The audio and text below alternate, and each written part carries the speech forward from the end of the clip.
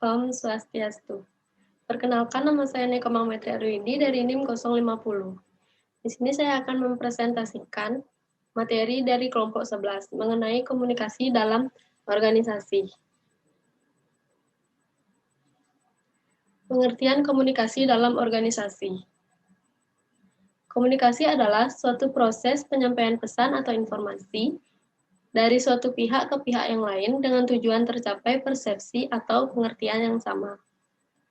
Komunikasi dalam organisasi merupakan hal yang paling penting, sebab organisasi tidak akan berlangsung apabila tidak ada komunikasi antara pihak satu dengan pihak yang lain. Adapun unsur-unsur komunikasi dalam organisasi.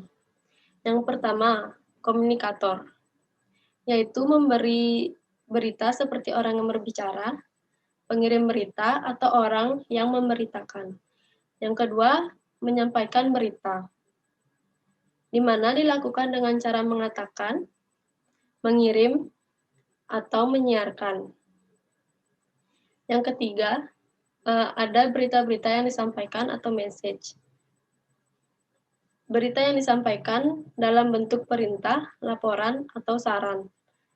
Yang keempat, ada komunikan atau communicate, yaitu orang yang dituju, pihak penjawab atau para pengunjung. Yang kelima, itu kelima unsur komunikasi tersebut. Merupakan kesatuan yang utuh dan bulat, dalam arti apabila satu unsur tidak ada, maka komunikasi tidak akan terjadi. Selanjutnya ada penyaluran komunikasi dalam organisasi. Komunikasi vertikal terdiri atas komunikasi ke atas dan ke bawah sesuai rantai perintah. Komunikasi ke bawah atau downward communication dimulai dari manajemen puncak, kemudian mengalir ke bawah melalui tingkatan-tingkatan manajemen sampai ke karyawan lini dan personalia paling bawah. Maksud utama komunikasi ke bawah adalah untuk memberi pengarahan, informasi, instruksi, nasihat atau saran, dan penilaian kepada bawahan serta memberikan informasi kepada para anggota organisasi tentang tujuan dan kebijaksanaan organisasi. Fungsi utama komunikasi ke atas atau upward communication adalah untuk mensuplai informasi kepada tingkatan manajemen atas tentang apa yang terjadi pada tingkat bawah. Tipe komunikasi ini mencakup laporan-laporan periodik, penjelasan, gagasan, dan permintaan untuk diberikan keputusan. Yang kedua ada komunikasi horizontal, yaitu komunikasi yang berlangsung di antara para anggota dalam kelompok kerja yang sama, dan antara departemen-departemen pada tingkatan yang sama. Fungsi arus komunikasi horizontal ini adalah yang pertama, memperbaiki koordinasi tugas, yang kedua upaya pemecahan masalah, yang ketiga saling berbagi informasi, yang kelima upaya pemecahan konflik, dan membina hubungan melalui kegiatan bersama. Yang ketiga ada komunikasi diagonal. Komunikasi diagonal merupakan komunikasi yang memotong secara menyilang diagonal rantai perintah organisasi. Hal ini sering terjadi sebagai hasil hubungan-hubungan departemen ini dan staf. Bahwa hubungan-hubungan yang ada antara personalia lini dan staf dapat berbeda-beda yang akan membentuk beberapa komunikasi diagonal yang berbeda-beda pula.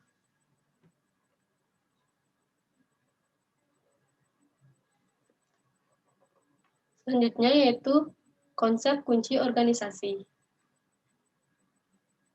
Selain itu, terdapat beberapa konsep kunci organisasi. Konsep kunci komunikasi itu ialah yang pertama, proses. Suatu organisasi adalah suatu sistem terbuka yang dinamis, yang menciptakan dan saling menukar pesan di antara anggotanya. Karena gejala menciptakan dan menukar informasi ini berjalan terus-menerus dan tidak ada henti-hentinya, maka dikatakan sebagai suatu proses. Yang kedua ada pesan. Pesan yang dimaksud dengan pesan di sini yaitu susunan simbol yang penuh arti tentang orang, objek, kejadian yang dihasilkan oleh interaksi dengan orang. Yang ketiga ada jaringan.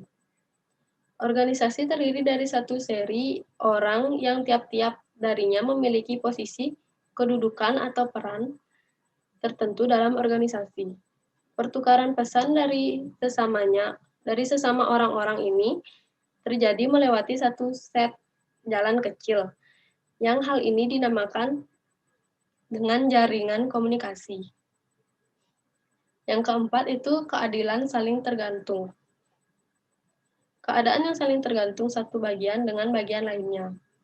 Hal ini telah menjadi sifat dari suatu organisasi yang merupakan suatu sistem terbuka.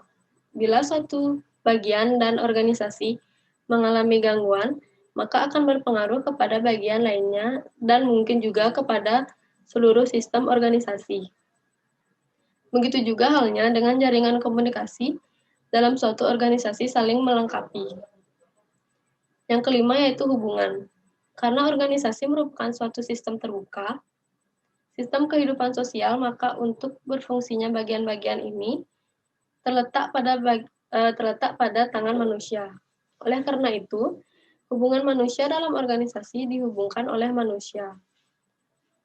Oleh karena itu, hubungan manusia dalam organisasi yang memfokuskan kepada tingkah laku komunikasi dari orang yang terlibat dalam suatu hubungan perlu dipelajari. Yang keenam ada lingkungan. Yang dimaksud dengan lingkungan di sini yaitu semua totalitas secara fisik dan faktor sosial yang diperhitungkan dalam perbuatan keputusan mengenai individu dalam suatu sistem. Yang ketujuh, ketidakpastian.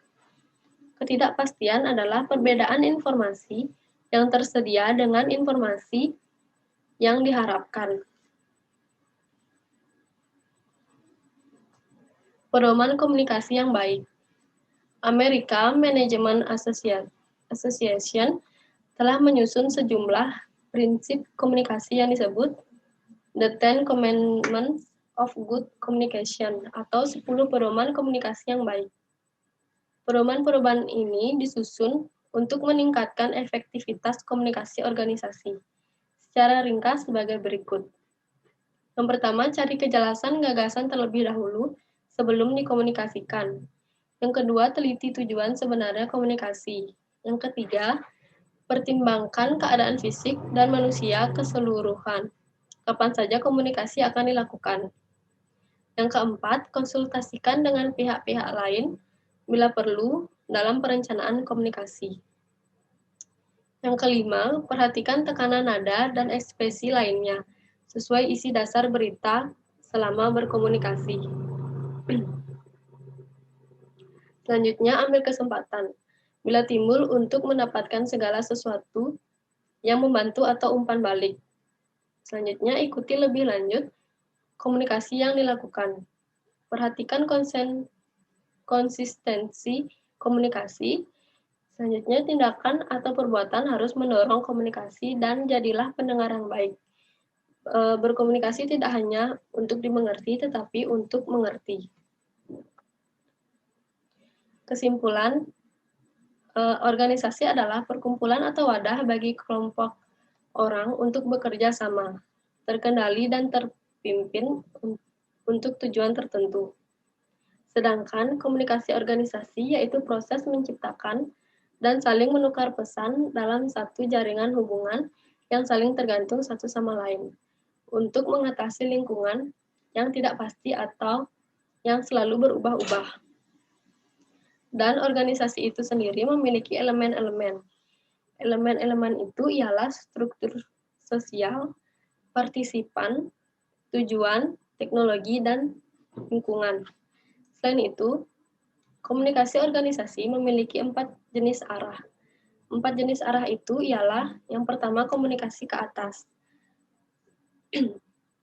Komunikasi ke atas dalam organisasi merupakan jenis informasi yang mengalir dan tingkat bawahan ke tingkat lebih tinggi. Yang kedua, komunikasi ke bawah.